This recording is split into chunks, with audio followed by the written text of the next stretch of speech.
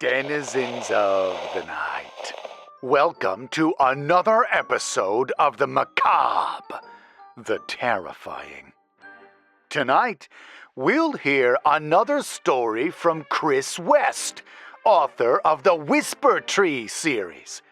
Our story follows an ordinary suburban man who takes his dog out for a walk behind schedule one night after a late dinner. He discovers his elderly neighbor shuffling down to the town junkyard.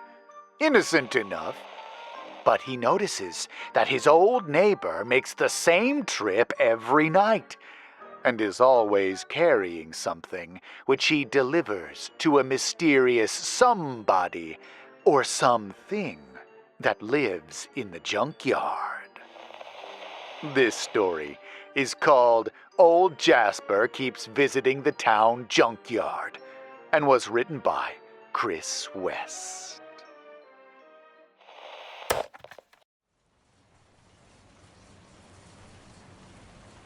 He does it every night, I said. I've been watching for about a week now. Aren't you a little creeper? My wife, Shelley, said with a smirk as she handed me a beer. Do I need to worry about you becoming a stalker? Hush, I said, taking a slug off my bottle. The first time I saw him, I was walking biscuits, completely innocent. The following 6 times? I shrugged. I found it so weird that I had to follow up. She took the bottle from me and took a drink. How did you know when he'd leave every night? I had a hunch he did the same thing every time. It felt ritualistic on his part, I guess.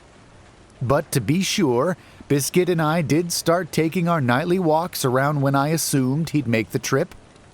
You realize this sounds exactly like stalking, right? No. I'm investigating an incident in the neighborhood. Oh, investigating. When exactly did you get your PI license? A few months ago. I did night classes. That explains all the detective books I've been finding around the house. Seriously, though, don't you find it odd that the old man does the same thing every night? I mean, it's odd, but it seems harmless. Jasper's an old man and probably bored. Live and let live, Craig. Jasper, our neighbor, lived at the end of our street. He was conservatively 9,000 years old and lived alone. He'd been there since they first built this neighborhood, and his house sat on the bleeding edge of the suburb. Outside the marshy woods that surrounded our neighborhood, the only other thing near him was an ancient junkyard. The junkyard was here before the neighborhood. When the developer bought the land, they wanted to buy out the junkyard, but the owner refused to sell. After several years and court cases, the two sides came to an agreement. The junkyard could stay, but the owner had to build a 12-foot-high fence and keep the land around the yard clean. Nobody in the area loved it, but after time, it just blends into the scenery. The night in question, I was walking our little Havanese biscuits around the neighborhood for our nightly walk. We generally took earlier strolls, but a late dinner pushed everything back. By the time we hit the streets, it was 9:45. Where we live isn't the most heavily trafficked area, so I didn't even bother with a light on my walk. I stuck to the side of the road and kept an eye out for any approaching headlights. While I didn't see any cars come down the street, I did see Jasper's front door open and his silhouette fill the frame. Even in the low light, I could see his wild, wispy hair on the top of his head. He was holding something, but I couldn't make it out. Whatever he was clutching in his talons looked broken, like a golf club bent in the middle of the shaft. Not that I cared. The night was full of weirdos of every stripe. I was sure he'd seen me, but he didn't wave or say hello or anything. He just closed the door behind him and hobbled down the driveway. Jasper wore black clothes, and as he shuffled away from his flickering porch light, he disappeared into the night. I laughed and imagined Jasper as some sort of geriatric ninja out for one last job. Much to my disappointment, he didn't do any cool ninja moves. As he got toward the end of his driveway, I hung back. Biscuits isn't a people person kind of dog, and waited until Jasper headed back into his house. But that never happened. Jasper got to the end of his driveway and started trudging down the street at a snail's pace. I sighed, because I knew I'd have to hang back. Biscuits would go mental if we were close to the old man, and the thought of terrifying Methuselah at night wasn't something I was dying to do. I wasn't sure what he was doing, walking around the neighborhood after 10, but he was free to do whatever. That said, I was worried that something might happen to him out here, and he'd be all alone. I made a promise to myself to shadow him for a bit to ensure he was okay. I'd feel horrible if I left him alone and something bad happened to him. Jasper walked about 20 yards in front of me, and when he got to the end of the street, kept moving around the corner. I was sure he'd hear Biscuits straining in his harness or hear the jingling of his dog tags, but Jasper acted like he didn't hear a thing. This wasn't totally surprising, as Jasper was as old as the moon. I imagined his hearing at this point would disqualify him from sonar duty on a nuclear sub. All of which made this night walk slightly baffling to me. Here was an old man who stayed inside his house 23 hours a day, couldn't hear a peep, wearing all black and carrying some unknown thing in his arms. Nefarious? Doubtful. Unsafe? Totally. I tried to get a good glimpse of what he had in his hands, but I still couldn't make it out in the darkness. I thought it might be a weapon or something to protect himself for his night walk, but I couldn't say for sure. The closer I got, the less it looked like a golf club, and the more it looked like a table leg. That revelation made no more sense than him carrying a bent golf club. In fact, it made less sense. Golf clubs are light, while table legs are pretty dense and sturdy. I was afraid he might throw out his back, lugging around the debris. Even in the dim moonlight, I could see the looming fortress-like fence of the junkyard. I usually walked Biscuits to the junkyard and back, and I'd planned on tonight being no different. I monitored Jasper, his slug-like pace not breaking, assuming he'd turn around as well. Instead, he left the road and walked through the grass along the backside of the junkyard. That was odd. Nobody outside city inspectors and junkyard employees ever walked along the backside of the lot. The building was situated against the woods, and there wasn't a glimmer of light anywhere. Years of junkyard runoff made the ground marshy and unsteady. I often joked with Shelley that it was the perfect place for someone to snap an ankle. Worse, I was sure there were all kinds of sharp odds and ends hiding in the grass, waiting to give some poor, unsuspecting old man tetanus. But Jasper just kept his pace, heading into the void. Worse, he started whistling like he was calling to a faithful pooch. Biscuits started wagging his tail, hoping someone was approaching to give him treats for being a good boy, but Jasper had zero interest in feeding Biscuits or a fear of tetanus. "Hey now," Jasper said in his halting style. "I'm back, as promised, and brought a gift for you." I strained my ears to hear if someone responded, but I didn't catch another voice. I didn't want to get too close and tip Jasper off, but I had to know who he was talking to. The owner of the junkyard lived out of state, and the employees left every day at 5. Nobody was supposed to be inside the lot. More to the point, why would they want to be? Who likes to hang out in a junkyard at night? You guys look better today. You eaten enough? Jasper asked, before softly chuckling. Yeah, I bet that's true. That would be very filling. Jasper reached up to the fence and gently pulled at the black plastic wrap enmeshed with the chain link. It opened like it was a door. He reached his arm in and handed the object he'd been carrying to someone inside. When he pulled his arm back, it was gone. There was someone in there that he was meeting. I can't lie. This little interaction 100% piqued my interest. A deluge of questions fell from my brain. Who lives in the junkyard? How does Jasper know of them? What did he give them? Why did he ask if they were eating enough? What the hell was going on?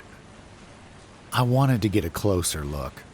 I was trying to do it quietly, but Biscuits had finally caught the sight of Jasper and let out a little excited yelp. Jasper snapped his head in our direction, and I heard the distinct sound of people running away from the fence coming from inside the junkyard. I quickly spun on my heels and started speed walking away. When I was about 50 feet from the corner, I peered back to see if I was being followed, but didn't see a soul behind me.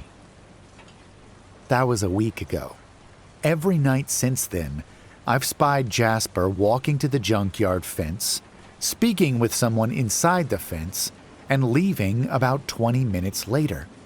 He always wears dark clothes. He never brings a light. He always has something he gives to whoever is in the yard. He always asks if they're hungry. I thought it might be guard dogs living in there, but two things work against that idea. One, the things he brings to feed them aren't food, or at least they don't look like food. It looks like odds and ends Jasper has lying around his abode. Two, Biscuits doesn't react like there are dogs in there. I'm gonna spy on what's inside the junkyard tonight, I said, as I was putting on my filthy yard work shoes for the nightly walk. I have to know what Jasper's up to. You could just ask him. He seems friendly enough, Shelley said. That'd be too awkward, I said. Hey, Jasper, I've been watching you for a week. Who are you speaking to inside the junkyard? That'd make me sound like a crazy person. Shelley nodded down at my shoes. If they fit, Craig.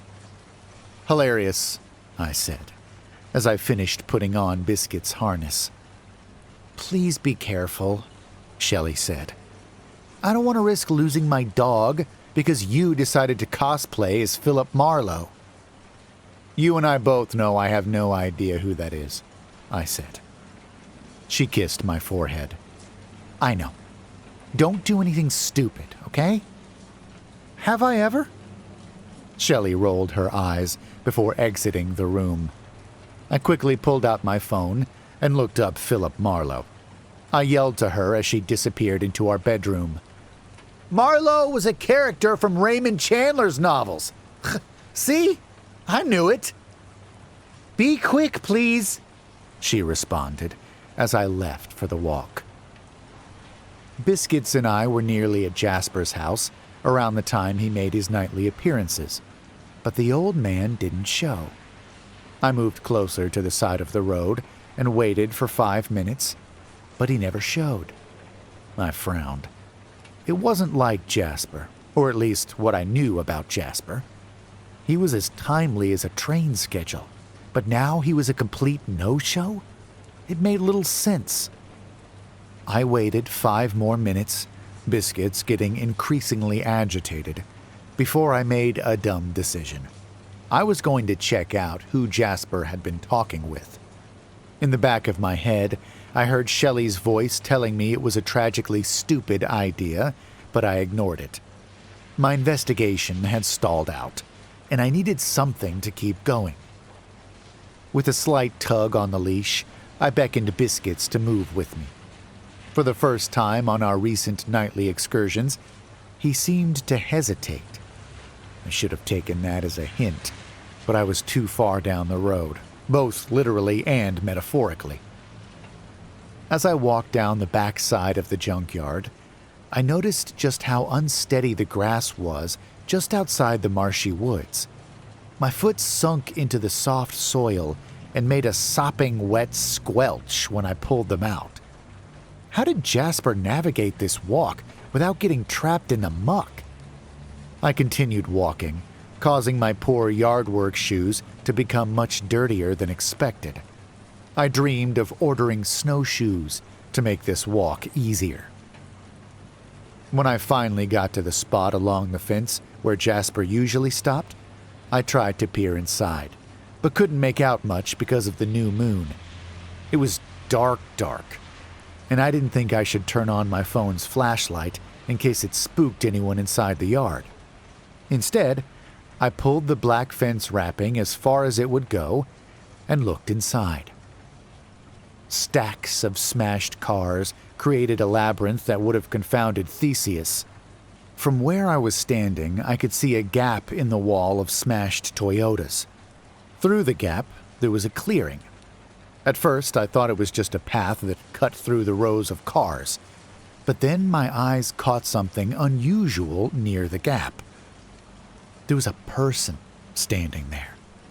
I quickly ducked back, praying whoever was in there didn't see me.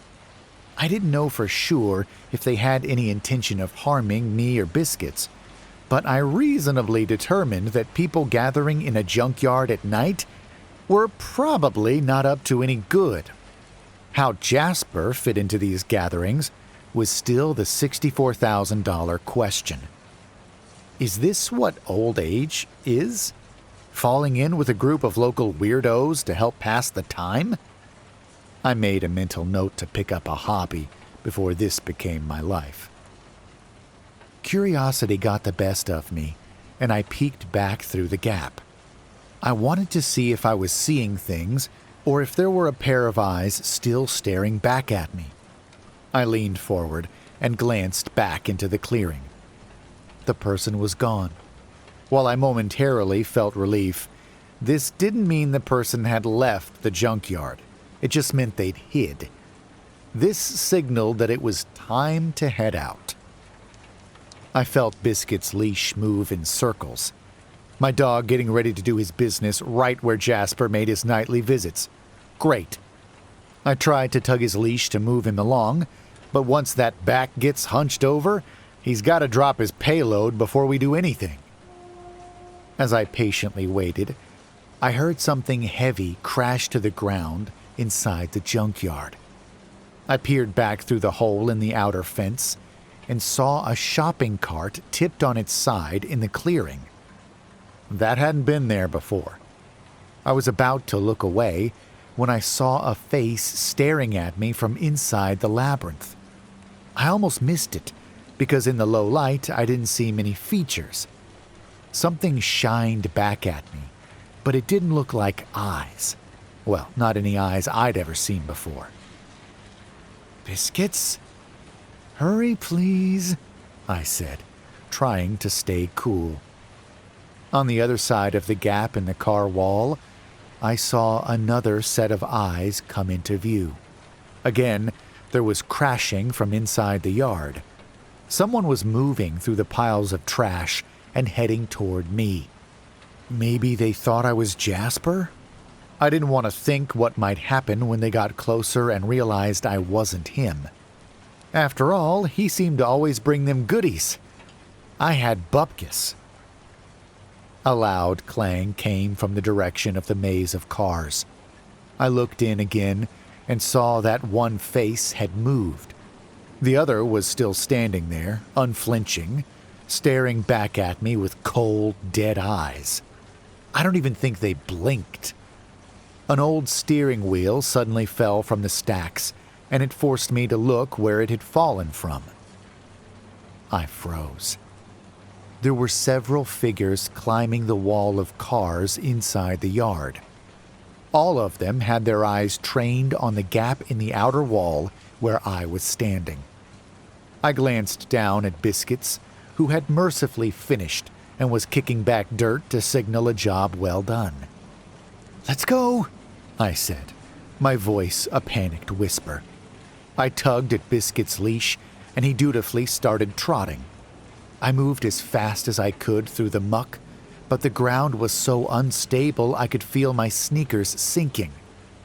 As I pulled my foot out of a puddle of cloying mud, I heard something run into the chain-link outer wall of the junkyard. Whoever was in there was only a chain-link fence away from running into me. I yanked and felt my foot slide out of my shoe some. Wet mud rushed in, and when I finally successfully pulled my shoe out of the earth, there was a fine layer of mud soaking my sock. I didn't care. My only goal was to get to the firm ground of the street and run home. Biscuits might be small, but he's got a marathoner's drive for running. There was another clang against the chain link right near where I was. One of the other beings in there had made it over the car maze and was harassing me. I kept churning. The street was just ahead of me. Another body slammed into the chain link, and this finally prompted Biscuits to stop and stare at the wall. "Dude, not now," I said, ushering him forward. He started growling, and his head stayed locked on the fence, but my prodding finally got his little legs moving again. The fence surrounding the junkyard shook, and I realized that someone was trying to climb over. "Oh, fuck it," I said, scooping Biscuits in my arms and taking long strides until I felt my shoes blissfully hit solid pavement. "Dark night, huh?" It was Jasper. "Hard to see a thing out here." "New moon," I stammered. "Yeah, you know how that goes." "You okay? You seem a little flushed." "Oh, fine. Just Biscuits wanted to walk back there, and I didn't realize how muddy it is." "Whole place used to be a swamp, years before the developers came around." That's when I noticed Jasper was holding a foot. It wasn't some poor soul's lopped-off appendage, but a red plastic mannequin foot. He caught me staring at it and held it up so I could get a better look in the low light. "Taking your foot out for a walk?" I said with a laugh. "What it's made for, right? Feet? Walking?" I heard the chain link rattle again. I swallowed and hoped Jasper didn't notice. If he did, he didn't seem to care. He nodded at the foot. "Mavis made dresses. Why I have this." "Oh," was all I could think to say. Another body hit the junkyard fence. I flinched slightly, but tried to maintain my composure. "She died," Jasper said. "Sorry."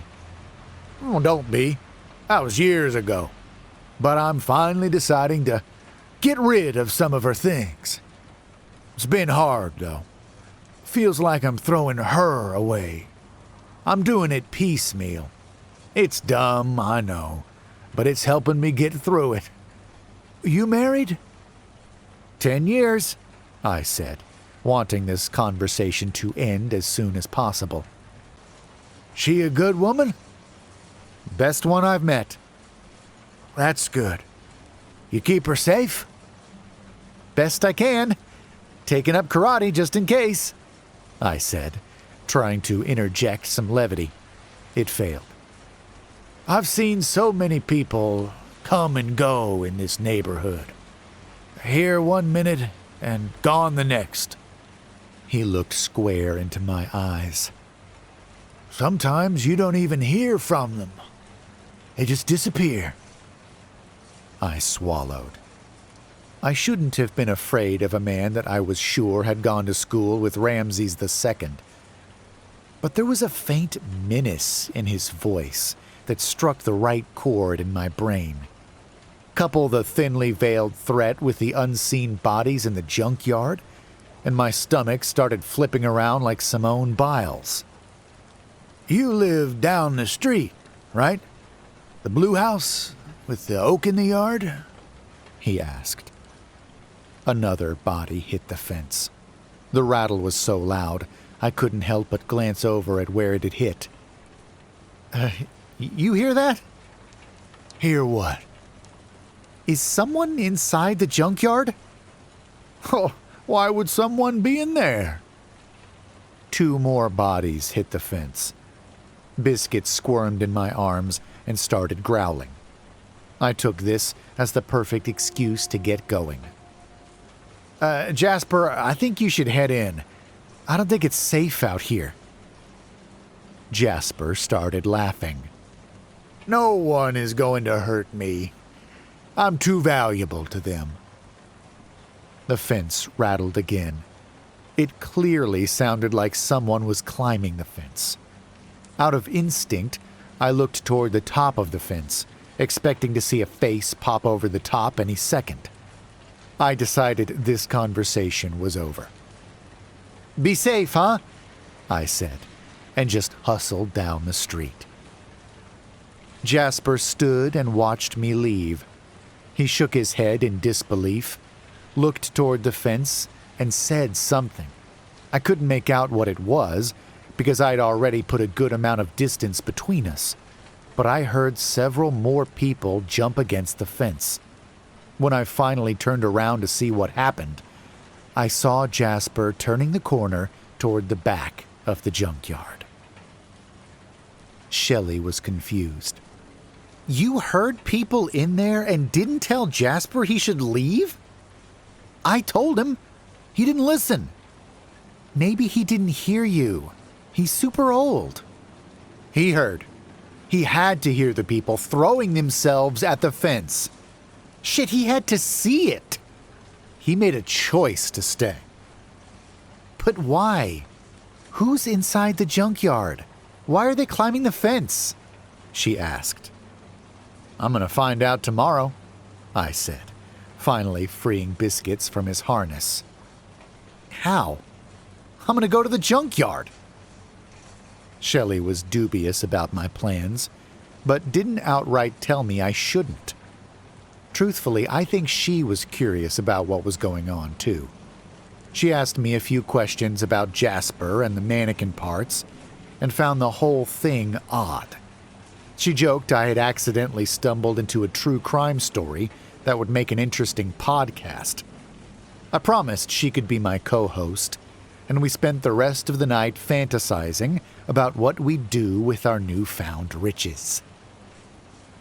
The next day, I waited a few hours after the junkyard had opened before I headed over.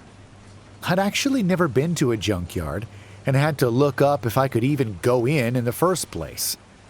I also concocted a story about needing a headlight from my old Nissan as a cover, in case the workers asked. But I soon discovered that these guys don't give a shit about why you're there.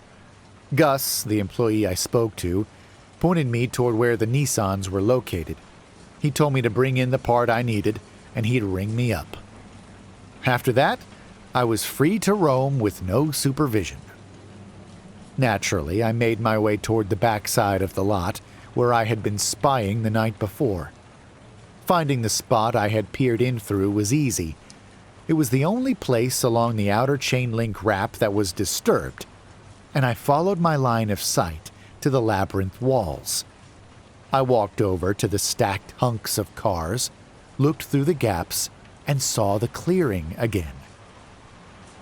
It took a minute to figure out how to get to the clearing without scaling the broken cars, but once I did, I walked into the open space and my jaw dropped. There were 10 mannequins in the clearing. The mannequins stood in a circle, appearing as if they were discussing a plan. Staring at these human facsimiles, I felt a nauseating feeling in the pit of my stomach. The hair on my hairs stood on end as the creeping feeling of dread spread through my body. What really sent me teetering over the precipice was that one mannequin was wearing the red foot Jasper had brought last night. A barrage of questions flooded my brain. How did Jasper get inside the yard last night? Or did he? If he didn't, who did he give the foot to? Or did someone knock him around and steal the foot? Was he hurt? Was he still alive? Why was he bringing mannequin parts to the junkyard in the first place? From behind me, I heard a foot crunch on the rocky soil. I turned around, but didn't see anyone standing there. Taking a few tentative steps toward where the noise had come from, I looked for any footprints on the ground and saw none. My search took me farther away from the gaggle of plodding mannequins behind me, which I was okay with, until I heard footsteps coming from their direction. I hesitated, took in a breath, and turned my head slowly to see what horrors awaited me. It was the junkyard employee I had spoken with. You lost? Nissans are in the other direction. Yeah, I got turned around, I said. What's with the mannequins? I looked at the frozen people closely to see if any of them had moved when I wasn't looking. They hadn't. It's a junkyard, he deadpanned. I'll let you figure out how they got here. No, I know how. But why are they all right here and posed like that? That I don't know. We get a bunch of people through here looking for odds and ends. I'm sure some bored weirdo wanted to screw with us or something. Did you need a mannequin? I can let him go for cheap. No, I'm all set on that front. Shame. Between you and me, I hate these things. They give me the creeps. Yeah, I can see why. I decided to just shoot my shot. You ever have any issues with people in the yard after closing? Not that I'm aware of, he said. We have alarms on the gates. The walls are high and hard to climb. And the idea of breaking into a junkyard is one of the dumbest ideas I've ever heard. I mean, if someone needs a side mirror for their car that bad that they scale this fence, more power to them. Makes sense, I said. I was walking my dog around here the other night and thought I heard someone moving around inside. Must have been mistaken. Probably rats, he said. If it had been a person, our cameras would have caught it. Sounded larger than a rat. He laughed. Some rats here would bite your head off, man. You want me to show you where the Nissans are? Sure, I said, casting one last glance at the motionless conspirators. I searched for the red-footed mannequin, but I didn't see it with the group. I felt sweat immediately bead on my forehead and quickly followed the employee away from this area. I wanted to leave as soon as possible. When I returned home, I found a harried Shelley baking a cake in the kitchen for her office bake sale. She smiled at me, but then was confused when she saw me holding a filthy old headlight. I explained to her what I saw in the junkyard, but her thoughts shifted back to the dirty car part I'd placed on her clean counter. Why did you buy the headlight to a Nissan Sentra again? Shelley asked. I felt compelled to get it, I said sheepishly. We don't need a headlight. I know, I said with a sigh. But the junk guy had come out to help. Plus, he had answered my questions about the yard. Uh-huh. And how much did this set us back? No more than a few drinks at a bar, I said, adding, it was important for my investigation. I see. Are you going to reimburse me for the cost of this useless headlight? It'll be in my expense report. Shelley rolled her eyes. What were you saying about the mannequins? There were 10 of them or so. Someone had arranged them in a semicircle.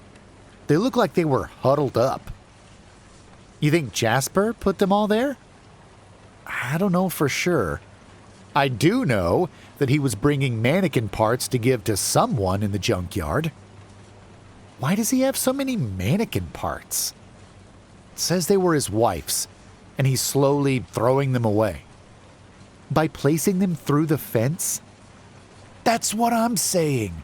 Seems sketchy to me. It's why I want to find more information. Shelley made a noise. I know this noise. This is the "I think you're done here" noise. I hear it often. Yes? I asked, knowing where this was going. I think you've gone far enough with this, don't you think? She said, spinning her cake and smoothing out the ruby red frosting. You definitely stumbled into something weird, but I think once you've purchased a headlight we don't need, we should call it a day. Yeah, maybe you're right, I said. There was a knock on the door. Shelley and I looked at each other, and in our quick glance, we both knew neither of us was expecting anyone. I walked over to the front door and opened it. Jasper was standing there.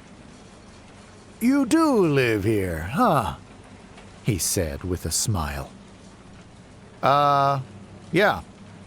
Do you need something? Nothing specific, no. Just wanted to see where my neighbors live.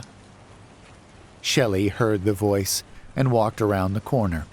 Jasper's face lit up when he saw her. He nodded at her red frosting-covered hands.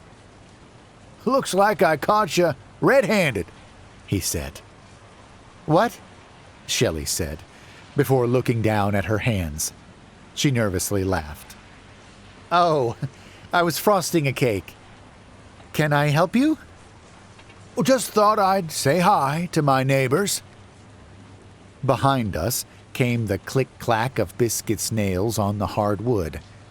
As soon as he caught sight of Jasper, he stopped walking and started growling. Shelley looked down at him. Biscuits, chill out. He's quite the little watchdog, Jasper said. He's fiercely loyal, I said. Once he gets a hold of something, he doesn't let it go. He's all fight, Shelley added, picking up on my vibes. We all stop fighting at some point, Jasper said with a small smile. Take me, for instance. I was all, pardon my French, piss and vinegar when I was younger, but age has tamed me. He's still young, I said. He's got years of fight left. Hope so, Jasper said. He looked down at his watch. Well, I should get going. Got meds to take. Oh, nice running into you again. Hope to see you tonight. Maybe, I said, as I closed the door. As soon as I did, Shelley ran over to the window and peeked outside. She watched as Jasper took 3 steps back, scanned around our house, before nodding and walking away. I came over to the window to join her. I touched her shoulders, and she jumped out of fright. Sorry. What the hell was that all about? She asked. Her jovial mood had shifted, and panic had set in. She wasn't alone in that feeling. Is he dangerous?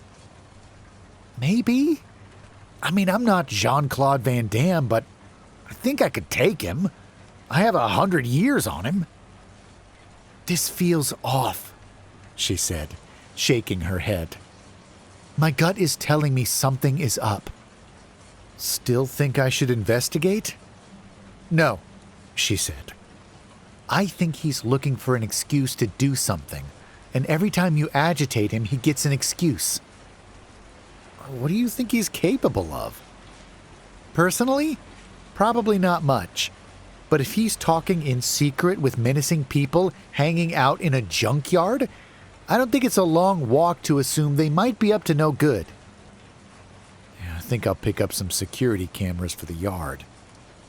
That's a good first step. I'd also alter your walking route with Biscuits. Just avoid Jasper at all costs. We might be overreacting, but I'd rather do too much than not enough. Should I get a gun? No, Shelley said firmly. You want to keep a bat or a knife around, I think that's okay. But you know how I feel about guns. Maybe you should skip the bake sale tonight, I said, in case anyone follows you or anything. There's going to be police at the bake sale. I'll be okay.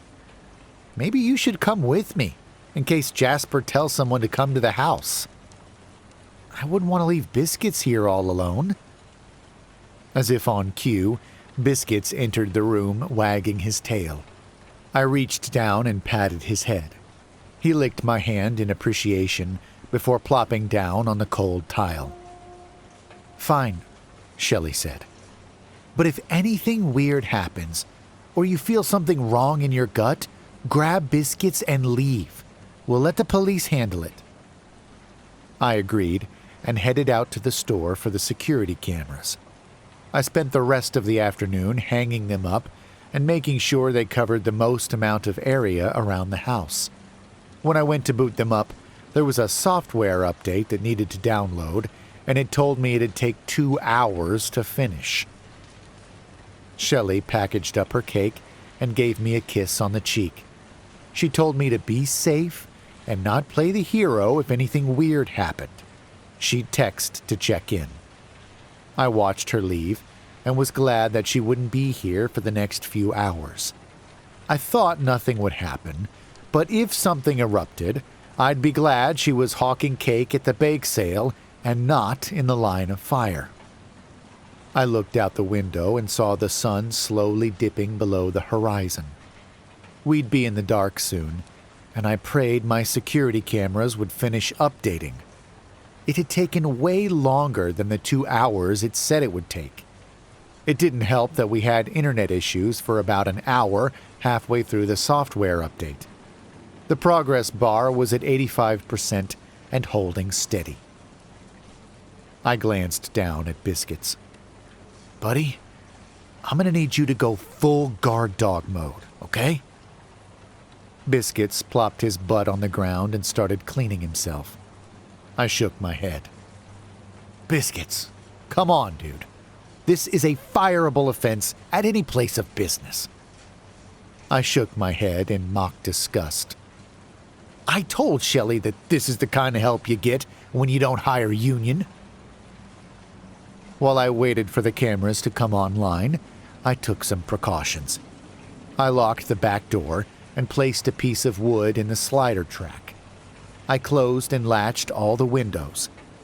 After ransacking the kitchen for knives and my garage for bats and hammers, I placed them around the house like some sort of demented violence fairy.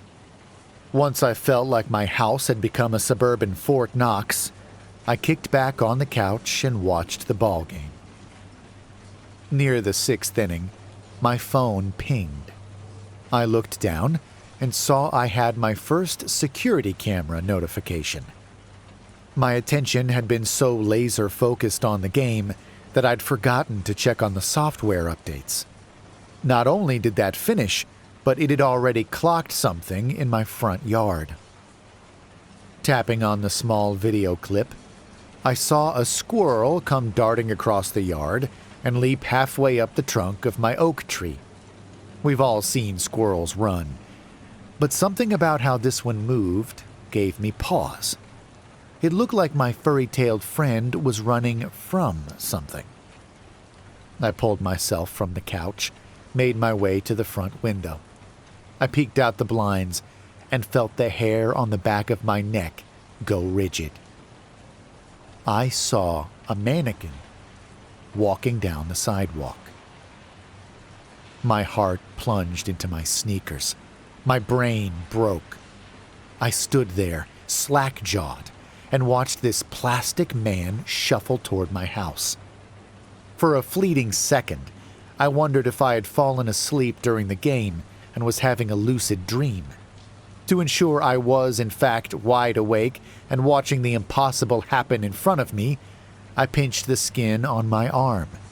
The pain instantly registered with my brain, and I knew I was wide awake. "The fuck is this?" Biscuits trotted up to me, his tail wagging. But as soon as he got near the window, his tail went still. The hairs along his spine stood up tall like Georgia pines, and he let out a low growl that would have made the wolfman blush. I'd never seen him so agitated, but as I looked out at the walking mannequin, I understood. The mannequin stopped in front of my house and slowly turned its frozen head towards my front door. There were no features on their face, but I knew they were staring at me. I could feel them grinning. In my mind, I heard a stranger's voice whisper, "This is what happens to those that interfere." The mannequin's body twisted on its heels and turned its body in the same direction as its head. As it stuck out its foot to take the first awkward step toward my house, I noticed something odd. The mannequin's foot was red. Instantly, I knew who was behind this. Jasper. I didn't know how he was pulling the string, but I knew this was his concert. As the red-footed mannequin began its penguin-like walk to my front door, I saw two more figures making their way down the street. They walked like their knees couldn't bend either. Jasper had freed the gang from the junkyard and was sending them to attack me. I grabbed a bat I had stashed nearby. No chance I was going down without a fight. Hesitatingly, I grabbed the doorknob. If I opened the door, I was opening up myself to a fight with something I knew nothing about. Would my bat even do anything against these monsters? Did they have any powers? Did I need to take out Jasper to stop them all? Biscuit's barking brought me back to earth. As much as I wanted to play Rambo, I knew that my and Biscuit's lives were in danger. We needed to go. I locked my front door and scooped Biscuits up in my free hand and headed toward the backyard. I ripped open the curtains to the back door slider and let out a horrified yelp. I was a pane of glass away from a mannequin. It lifted its blank face at me, and I felt a twisting in my stomach. It reached out and tried to tug open the door, but the lock held firm. Biscuits had leaped from my arms as soon as I pulled back the curtain and was barking like his life depended on it. My phone was vibrating loudly on the counter. I was sure my security camera was sending me video clip after video clip of my house being surrounded by mannequins. I didn't need to see the film. I was living the experience. Twack, twack, twack. The mannequin at the back door had graduated from trying to open the door to trying to break the glass. I wasn't sure how strong the plastic on their arms were, but I didn't want to wait around to find out. I'd have to make a break for it. I took in a deep breath, tightened my grip on Biscuits, and opened the front door. The red-footed mannequin stumbled forward, but I met him with a kick to the gut. The plastic man tipped over, but before he could hit the ground, something shot out of his back and kept him upright. It was another arm. Off in the distance, I heard a cackling and saw Jasper laughing. My stomach churned with hate. I narrowed my eyes and saw red at the edges of my vision. The whole outside world went silent, and all I registered was my heartbeat. Instead of sounding like the backbeat of an EDM track, it slowed and steadied. Escaping this madness would not be easy, but in my bones, I knew I could get out of this. I glanced down at Biscuits and nodded. I have no way of knowing, but I knew he felt it too. "Let's do this, buddy." I screamed and charged right at the mannequin, with all the reckless abandon of a peasant in an uprising. If the thing could register fear, its frozen face didn't show a thing. My shoulder barreled into its hard plastic chest and sent it flopping to the ground, its arms and legs detaching in the process. That shut Jasper's wheezing laughter up. I saw the dislodged limbs start to twitch and move back towards the mannequin's torso. Out of rage, I kicked one arm across the lawn. It windmilled over the Kentucky bluegrass until it came to rest against Jasper's leg. That's when I felt a vice grip around my ankle. I looked down to see the other loose limb's hand squeezing my leg. I let out a yelp and Biscuits barked, but the arm didn't relent. Reshuffling Biscuits in my grip, I used my free foot to stomp on the arm. I nearly fell, but I must have hit a nerve because the hand let loose for a brief second. It was enough time for me to Justin Tucker it across the street. Biscuits started growling, and I turned back in time to see the glass shatter on my back slider. Instead of one mannequin coming in, I saw 3 lumbering toward me. Jasper's rasping laugh pulled my attention back to the front yard. I felt my knees weaken at the sight of the old man. He had attached the arm to his chest. Jasper was one of them. You shouldn't have come spying, boy. You know too much now. What the fuck are you? The future. But at the moment, you're reckoning. That's when I heard the revving of a modest-sized sedan come burning down our street. I felt Biscuit's tail thwack me on the side of the head in delight. Mom was home, and she wasn't slowing down for anything. Before I could even comprehend what was happening, Shelley aimed the car at Jasper and slammed into him like a missile hitting a bunker. Instead of his body exploding in a shower of blood and meat, his body fell apart like a Lego figure dropped on the ground. The impact had smashed her headlight. I remember being proud I had bought that headlight after all. I'd accidentally solved a problem that didn't yet exist. I felt like a politician. Jasper's head came flying toward me. I sidestepped it as it slammed into the brick facade.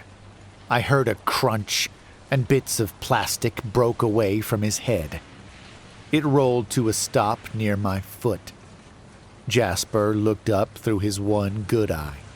He smiled, coughed, and spat out. Our time starts now. The fuck it does, I said, stomping down on his head with the might of Thor slamming Mjolnir onto some unlucky foe. My foot damn near went through his head. One thing was certain. Jasper had nothing else to say at the moment. Shelley came screeching to a halt near me, ruining the grass as she did. She popped open the passenger door and nodded at me to enter. I tossed in Biscuits, who instantly jumped into the back seat and started growling at the reforming plastic foes. How? Was all I could get out. I got the video notifications, she said, frantically waving me in. I slid in and slammed the door. We locked eyes, and I smiled. How bad was the bake sale? Atrocious. Betty made those disgusting brownies, but I'll fill you in later. Buckle up, huh? As soon as my seatbelt clicked, Shelley slammed her dainty foot on the gas. Our car fishtailed on the lawn until the wheels caught the remains of Jasper's skull. It annihilated whatever was left before the car rocketed up the street. I glanced back in time to see several mannequins come bursting out of the house. They watched us drive away, unable to do anything to stop us. That was several hours ago. We're holed up in a cheap motel on the edge of town and obsessively watching our security camera feeds. The mannequins have been searching the house, but we've noticed that since Jasper's demise, They're moving a little slower. Maybe he was keeping them alive? I don't know. We're making a plan to go back when they either stop moving altogether or leave. It's our house, damn it. We're not going to let some plastic freaks take it over. A bit ago, I joked with Shelley that maybe we should burn down Jasper's house, just in case there was something in there that could help these things. We're now giving it serious thought. That's why I love her. Fellas, make sure the one you settle down with is your ride or die. Or at the very least, find a woman that'd be willing to slam a Nissan into an evil old man.